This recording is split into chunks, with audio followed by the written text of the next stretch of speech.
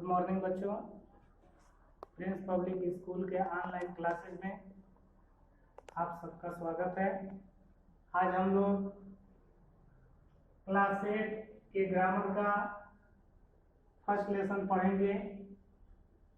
Lesson का नाम है सेंटेंस। सेंटेंस मीन्स होता है वाक्य। सेंटेंस कैसे बनता है इसको जानने से पहले थोड़ा सा हम लोग पीछे चलते हैं। जब हम लोग अपनी पढ़ाई शुरू करते हैं तो नर्सरी से हमको सिखाया जाता है ए बी सी डी से लेकर जेड तक। ए से लेकर जेड तक जो होता है इसको लेटर कहा जाता है। लेटर, लेटर मीन्स अक्षर। लेटर मीन्स पत्र भी होता है। एक शब्द के कई अर्थ होते हैं, लेकिन यहाँ पर लेटर से मतलब है अक्षर। अक्षर के संदर्भ में इसको हम जानेंगे। तो ए से लेकर जेड तक लेटर होता है। जब लेटरों को हम आपस में जोड़ते हैं, लेटर हमने जोड़ दिया A double P L E, यहाँ पे देखिए 5 लेटर हो गए। और लेटरों को जब हमने जोड़ा अर्थात एक साथ रखा तो ये आपका बन जाता है वर्ड। वर्ड मीन्स होता है शब्द, यानी कि लेटर को जोड़ने से वर्ड बन गया।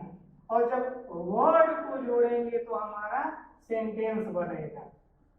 तो सेंटेंस की सबसे छोटी इकाई को अगर देखना हो तो हम कहेंगे कि लेटर जो होता है वही किसी भी सेंटेंस का सबसे छोटी इकाई होती है। अब सेंटेंस के डिफिनेशन पर हम विचार करते हैं।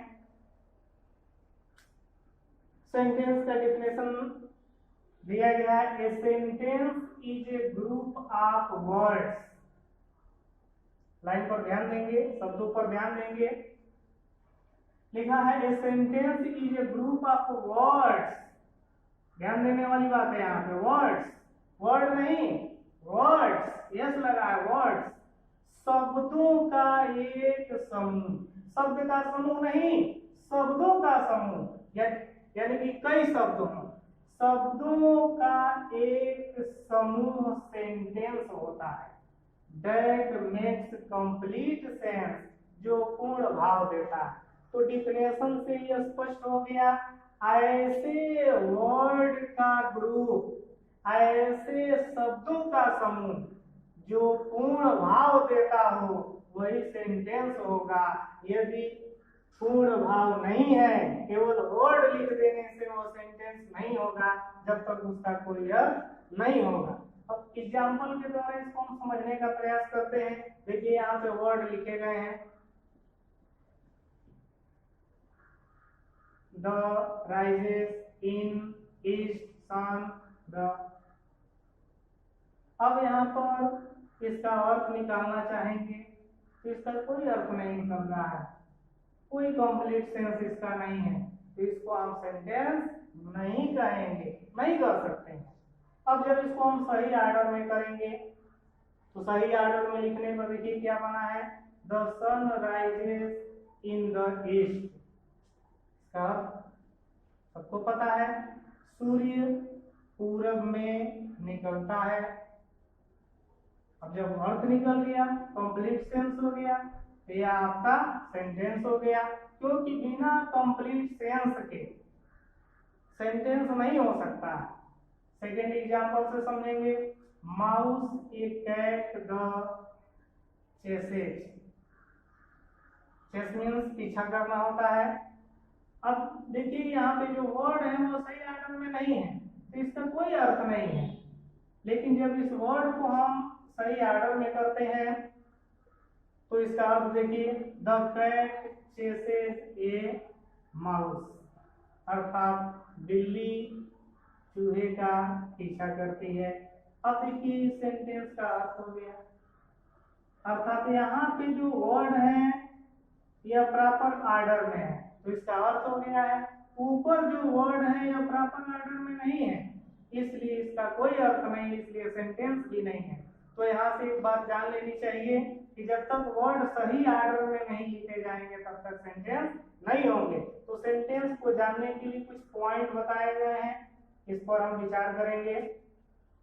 ए sentence always begins with a capital letter. कोई भी सेंटेंस जब शुरू होता है तो वह कैपिटल लेटर से शुरू होता है।